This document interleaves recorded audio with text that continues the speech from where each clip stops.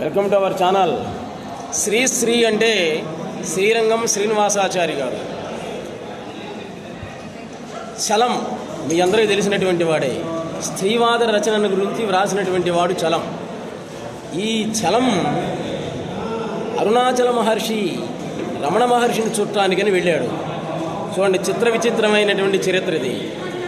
అక్కడికి వెళ్ళిన తర్వాత రమణ మహర్షి గారు అరుణాచలేశ్వరిని దర్శించి వస్తూ ఉన్నారు కొండ మీద నుంచి.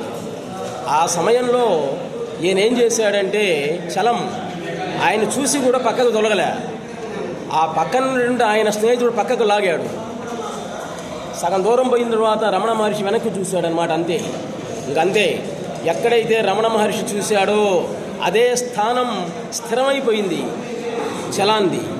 శ్రీశ్రీ లెటర్ రాశాడు, నేను మంచి మందు దాగి రాస్తున్నా, విశాఖపట్నంలో పలాని హోటల్లో ఉన్నా, నువ్వు వస్తావా రావా అన్నాడు.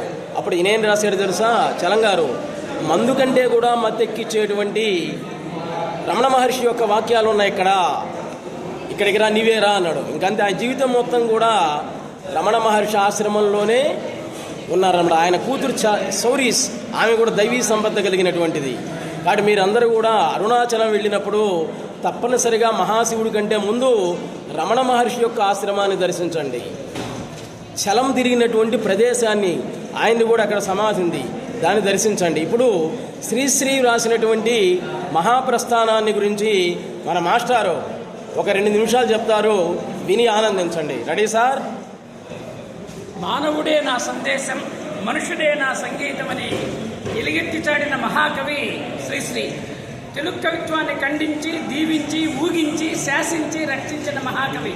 తన మాటల్లాంటి ఈటల్లాంటి మాటలతో పదండి ముందుకు, పదండి త్రోసుకు, పోదాం పైకి, కథం తొక్కుతూ, పదం పాడుతూ, హృదంతరాళం గర్జిస్తూ, వినబడలేదా మరో ప్రపంచపు జలపాతం అని ఒక యువతలో ఒక ఉద్రేకాలను సృష్టించిన మహోన్నత కవి, విప్లవ కవి శ్రీశ్రీ. ఏ దేశ చరిత్ర చూచినా ఏమున్నది గర్వకారణం, నరజాతి చరిత్ర సమస్తం పరపీడన పరాయణత్వం.